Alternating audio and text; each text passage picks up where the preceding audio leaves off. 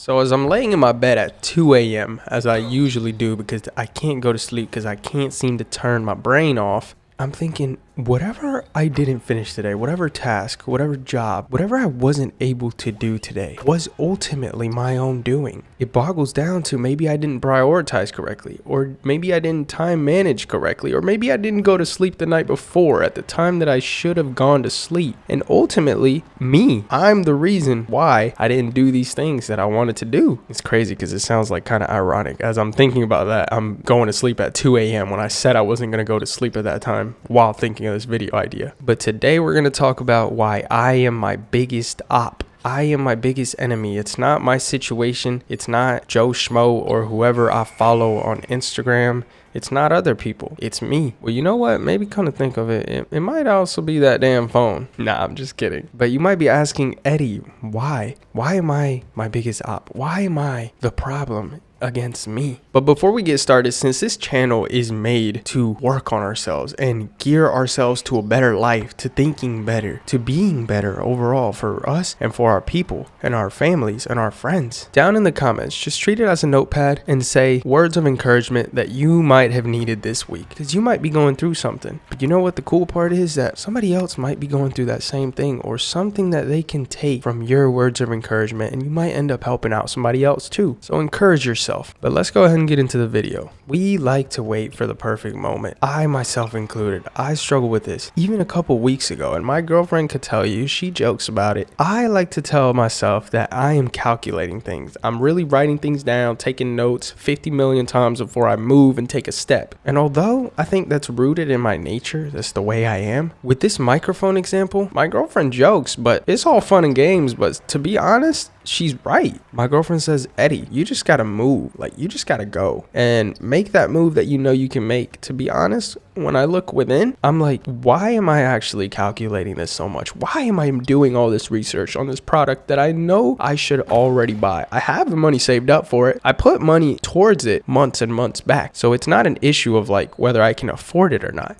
It's more so me trying to talk myself out of doing it. And I am this way with a lot of things. And it gets to me overthinking about little decisions, even like which ice cream should I buy at the store, or wait, can I get a better deal for this somewhere else? Or you know what? I'm not going to do that because I don't think it might pan out right. Ultimately, that's me. That's me deciding to make that choice and kind of killing my own mojo here. I've got to realize that fear is not actual danger. Living in that comfort zone is not going to let you grow. And the more I get older and the more I mature in my life, I realize, like, yo, why do some of these people not go for their dreams? Why do some of these people not apply for that job that I feel like they have the skills more than enough? They're overqualified for this job, but yet they're here working at a gas station. And that's not to say a gas station worker sucks. That's more so to encourage them. Do you have any clue that you could be doing something so much bigger? And I know you really, really want to. You yourself just won't let yourself do it. That comfort doesn't let you move to that bigger city, even though you do know that there's more opportunity there for what you want to do. Do you ever do so many things at once that you kind of tend to glitch for a second? Let me explain.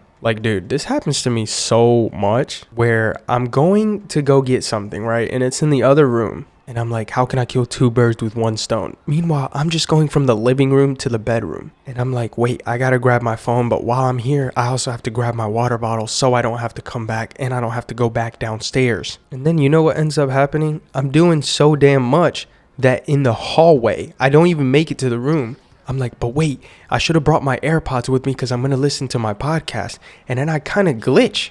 And I end up staying in the same spot, stagnant, not doing anything. I'm just glitching back and forth. And then I sit back and I'm like, what the fuck did I just do? It would actually be laughable to watch that back if my life was a movie, but it's the truth. I was sitting there and I stayed stagnant. That simple little gesture that I did was a metaphor to life. I stayed there in the same spot because I was so anxious about taking my AirPods, but also having to go grab something in the other room. I should have just made the move. Just go, get up from the couch, go make the move, and that's it. And then figure it out from there. And along that same point, a lot of times we tend to think we don't have time. But the real fact is that we stayed stagnant. We weren't there. We didn't make that move. Or We wanted to overfill that with research and calculating things so hard to try to make it so perfect that we ended up not moving and not doing it. As I'm recording this video right now, I struggled with that today. I schedule things so much like, no, I have to do this. I have to do this today. This day, I have to pump out 2 videos in my notes before I record it. Why can't you just freestyle it? It might come from the soul even more if you just wing it. And so today I told myself, you know what? Even though I do have my notes, I'm just going to one take, press record, and let's go. That's it. If I mess up, I mess up. Crazy thing is that it's a domino effect. One thing goes with the other. As I was just talking about being anxious and not moving right away or not going, that leads to fear. And you're not confused. You're just scared